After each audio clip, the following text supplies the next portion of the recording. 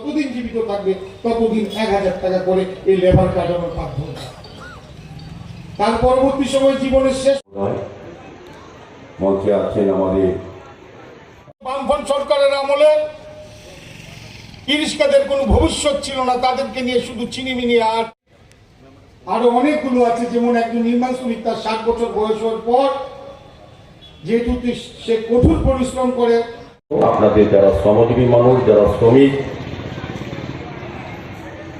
তাদের জন্য কিন্তু সরকার অনেক কিছু কর্মসূচি গ্রহণ করেছেন, অনেক কিছু কর্মসূচি বাস্তবিত করা হয়েছে, যেটা বিপ্লবকর বলার চেষ্টা করেছেন বা তুলে ধরেছেন। আমি বলবো এই নির্বাচনটা শুধুমাত্র দীপক মজুমদার বা কিংবা বিপ্লবদের কিংবা কীর্তি সিং দেববর্মাকে ভোট দেওয়া নির্বাচন নয়। এই নির্বাচন হচ্ছে মোদীজিকে তৃতীয়বারের জন্য প্রধানমন্ত্রী হিসেবে নিযুক্ত করা নির্বাচন, নির্বাচিত করা নির্বাচন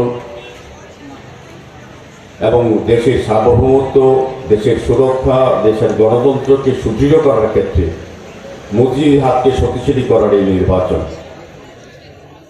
রামনগর উপনির্বাচনে আমি যারা রামনগরের ভোটাররা আছেন, নির্বাচক মণ্ডলী আছেন, তাদের কাছে আমার প্রার্থনা, আমার প্রত্যাশা যে তারা আমাকে কাজ করার সুযোগ দেবেন।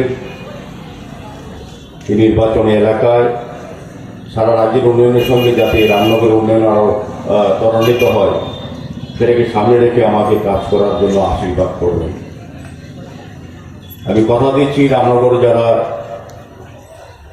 শুধু নির্বাচক মণ্ডলী আছেন, যে আমাকে একটিবার সুযোগ দিন, আমার উপর ভরসা রাখুন, আস্থা রাখুন, আমি আপনাদের পাশে থাকবো, আপনাদের হয়ে কাজ করব। আমি আগরতলা শহরে মেয়র হিসেবেও 2 বছর হয়েছে আমি কাজ করার চেষ্টা করেছি, আগরতলাকে নতুন রূপে সাজানোর চেষ্টা করেছি। আমাদের কর্পোরেটর, বিশেষ করে রামনগরে যারা কর্পোরেটর আছেন, এখানে স্নিগ্ধাদি আছেন, তার সঙ্গে সকলকে নিয়ে রামনগরের প্রতিটি রাস্তা, ড্রেন, নিকাশি ব্যবস্থা, আলোর ব্যবস্থা এবং পানীয় জলের ব্যবস্থা সমস্ত কিছু কাজ করার চেষ্টা করেছি এবং করব। তো যেহেতু পৌর নিগমে আছি, যদি আপনাদের আশীর্বাদে বিধায়ক হিসেবে কাজ করার সুযোগ পায়, তবে পবিত্র বিধানসভায় এই রামনগরের সমস্যা তুলে ধরে মন্ত্রিসভায়, মুখ্যমন্ত্রী সহ মন্ত্রিসভার সহযোগিতা রামনগরে আরো বেশি করে উন্নয়ন করা যায় কিনা সেদিকে আমি লক্ষ্য রাখবো, কাজ করব। শুধু আপনাদের আশীর্বাদ চাই, আপনাদের বিশ্বাস চাই। আমি রামনগরে আগেও কাউন্সিলর ছিলাম, পরবর্তী সময়ে চেয়ারম্যান হয়েছিলাম আগরতলা পৌর পরিষদে, আগরতলার শহরবাসীর জন্য কাজ করেছিলাম, রামনগরের সঙ্গে কাজ করেছিলাম। মেয়র সভাতে প্রতিটি ওয়ার্ডে কর্পোরেটরের সঙ্গে প্রতিটি রামনগরের প্রতিটি সমস্যা সম্বন্ধে আমি অবহিত আছি, প্রতিটি মানুষের চাহিদা সম্বন্ধে আমার উপলব্ধি অনুধাবন আছে। আমি চেষ্টা করব প্রতিটি কাজ যাতে সুন্দরভাবে সরকারের পাশে থেকে করা যায় সেদিকে আমি দৃষ্টি রাখবো, আমি কাজ করব।